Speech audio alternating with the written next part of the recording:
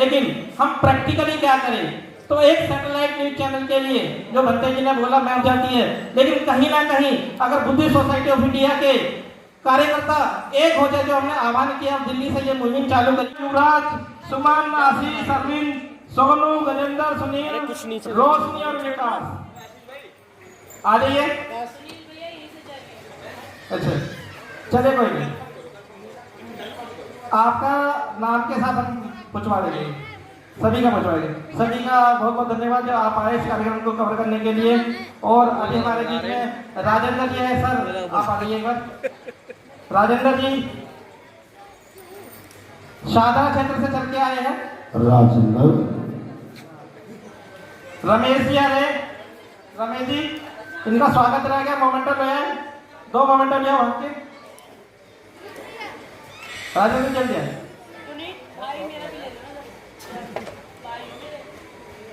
मैं आपको नहीं जानता, मेरे को 33,100 लोग जानते हैं, मेरे को 33,100 लोग जानते हैं। सर को पकड़िएगा। मेरे को ऐसे लोगों में पहचान नहीं मोमेंटो दे बनानी दो। जो कभी दिखे ना हो। साथियों बहुत एकता सांस्कृतिक कार्यक्रम आप लोगों के बीच में the Buddhist society of India के बैनर तले लाया गया है और कुछ उसमें तब्दीली करी गई है। उन 2 शब्दों में मैं बयान करूंगा। तब्दीली क्या की है, जिस तरह बाबा साहब ने, जिनको बोला जाता है बाबा साहब ने 3 मात्र संगठन डाले थे, बाबा साहब ने 3 तो नहीं डाले थे, डाले तो कही थी, जिसमें से दिल्ली में शेड्यूल कास्ट वेलफेयर एसोसिएशन भी आप देख रहे हो जो मेडिकल भवन को ऑपरेट करता है। ऐसे तमाम संगठन डाले थे, लेकिन 3 संगठन मुख्य रूप से थे, समता सैनिक और आरपीआई और the Buddhist society of India. और इन 3 मात्र संगठनों में से एक the Buddhist society of India he registered कराया, उसका रजिस्ट्रेशन प्राप्त हुआ। खुद बाबा साहब संस्थापक रहे, अध्यक्ष रहे।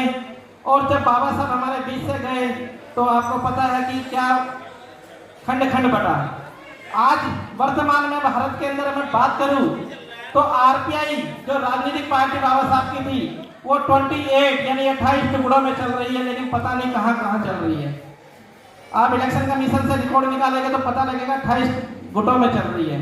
ये क्यों तोड़ी गई, किसने तोड़ी गई? आपसी स्वार्थ, आपसी राजनीति, हमारी ही भावना एक दूसरे से।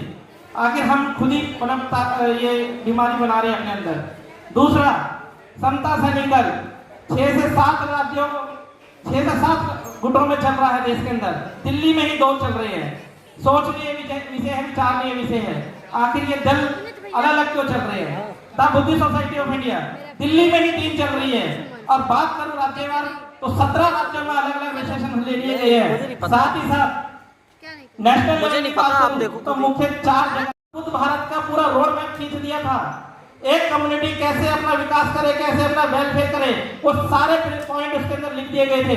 लेकिन आज हम जो चला रहे हैं, जो हमारे सर्वा है, उनसे अगर उनकी रिपोर्ट कार्ड की मार्किंग पूछी जाए तो मैं दावे से कह रहा हूं आज उनकी रिपोर्ट कार्ड में 1 मार्क भी नहीं है, यानी कि 100 में से 1 नंबर भी नहीं है। मैं किसी का विरोध नहीं कर रहा हूं, लेकिन मैं खुद 10 साल अपने जीवन के गवा के बैठा हूं the Buddhist society of India में, और आरपीआई में 2 साल गवा के बैठा हूं, समता सैनिकल में 1.5 साल गवा के बैठा हूं। लेकिन देख रहा हूं ये अलग अलग चल रहे हैं, एक होने का नाम नहीं ले रहे हैं। पर मैं कहता हूं हमारी टीम ने एक फैसला लिया कि भाई पदों का ही तो अहंकार होता है, अगर पद ही ना रहे तो अहंकार किस चीज का? तो पदों को त्याग दो। तो इस कार्यक्रम को रूप देने के लिए हमने कार्यकर्ता बना दिए, अपने सभी पद त्याग दिए। कुछ लोग कहते हैं भाई सुनील तो अध्यक्ष था ही नहीं, अगर सुनील अध्यक्ष नहीं था तो पास कैसे हुए सांची की बैठक में, जो सेंट्रल कमेटी की बैठक में लिए गए? 28 राज्यों से लोग निकल के आए थे, नहीं है जानकारी। मतलब क्या है कि प्रॉब्लम ये है कि हम पढ़ते नहीं है। बाबा साहब ने हमें पढ़ने का अधिकार तो दे दिया, पढ़ तो लिए, लेकिन मंच पर सुना, व्हाट्सएप पर देखा और सच मान लिया। कभी पेपर को उठा के खोल के पढ़ा लिया कि सच्चाई क्या है। तो पढ़ने की जरूरत है, समझने की जरूरत है कि लीगल और अनलीगल क्या होता है, सत्य और असत्य क्या होता है, इस चीज को जानने की जरूरत है। तो हमने तो अपने आप को कार्यकर्ता बना लिया और कार्यकर्ता बना के दा बुद्धिस्ट सोसाइटी ऑफ इंडिया के जो प्रिंसिपल थे उस प्रिंसिपलों पर काम करने के लिए ठान लिया है। अभी बंटे जी ने जो आपको एक एजेंडा के बारे में यानी कि इस कार्यक्रम के समापन के लिए बोल दिया कि अब हम एक एजेंडा लेके काम करेंगे अब आगे, कि कार्यक्रम तो चलेगा और कार्यक्रम तो चलते रहेंगे, प्रचार का माध्यम है, लेकिन हम प्रैक्टिकली क्या करें। तो एक सैटेलाइट न्यूज चैनल के लिए जो बंटे जी ने बोला, मैं उनके साथ समर्थन करता हूं और मेरी सारी पूरी टीम उसका समर्थन करती है। हम चलेंगे, आखिर हमारे समाज का अभी तक एक न्यूज चैनल क्यों नहीं डला, लाइव और मुद्दा चला था, लेकिन वो आज इस स्थिति में बंद क्यों हो गया, उसके पीछे क्या कारण थे। रजिस्ट्रेशन उस व्यक्ति के पास है जो बैठ गया है और पिछले कई सालों का टैक्स तक नहीं भरा है, पिछले 10-12 सालों का टैक्स ना भरने की वजह से ब्लॉक हो गया, तो आज वो रनिंग में नहीं है। तो आखिर हमारे समाज में क्या चल रहा है और क्या होना चाहिए, उसका प्रचार प्रसार का सबसे बड़ा माध्यम वो सैटेलाइट न्यूज चैनल होता है। मैं धन्यवाद करना चाहूँगा बहुजन समाज मीडिया का कि कम से कम उन्होंने यूट्यूब का सहारा लेकर तमाम वो सैकड़ों चैनल खोल दिए, उसके माध्यम से हमारे जन जन तक तो वो चीजें पहुंच जाती है। लेकिन कहीं ना कहीं अगर बुद्धिस्ट सोसाइटी ऑफ इंडिया के कार्यकर्ता एक हो जाए, जो हमने आह्वान किया दिल्ली से ये मुहिम चालू करी है, जो मुहिम हमने दिल्ली से चालू करी, इसका स्वागत महाराष्ट्र से लेकर यूपी और उड़ीसा तक सबने समर्थन किया कि आखिर अगर एक होना है तो कार्यकर्ता बन जाओ। कार्यकर्ता में अहंकार तो हो ही नहीं सकता, कैसे अहंकार होगा, किस चीज का अहंकार होगा, सिर्फ कार्यकर्ता का। अगर कार्यकर्ता काम करता उसकी रिपोर्ट कार्ड में मार्किंग आती है तो पदाधिकारी बनाइए। अगर 100 कार्यकर्ता जुड़ते हैं तभी तो हम किसी को एक तो पदाधिकारी बनाएंगे। तो इसलिए हमने फैसला किया है और इसमें हमने सीधा सीधा लिखा है कि the Buddhist society of India इस प्रोग्राम को जो आयोजन कर रही है वो कार्यकर्ता कोर कमेटी कर रही है, इंडिया की कार्यकर्ता कोर कमेटी बनने जाएगी। आज इस कार्यक्रम का यही एजेंडा था कि हम दिल्ली से आह्वान कर रहे हैं अपने आप को, जो अभी 20 अगस्त को मीटिंग करी थी उसमें अपना फैसला किया था कि हम कार्यकर्ता बनके काम करेंगे। अब इसकी सामाजिक मान्यता आप लोगों ने दे दी इस कार्यक्रम में आकर, और सामाजिक मान्यता से बड़ी मान्यता मैं नहीं समझता कुछ होगी, और लीगल मान्यता हम ले लेंगे। हमें पता है कैसे दी जाती है, कहाँ से रजिस्ट्रेशन होता है, कैसे क्या होता है।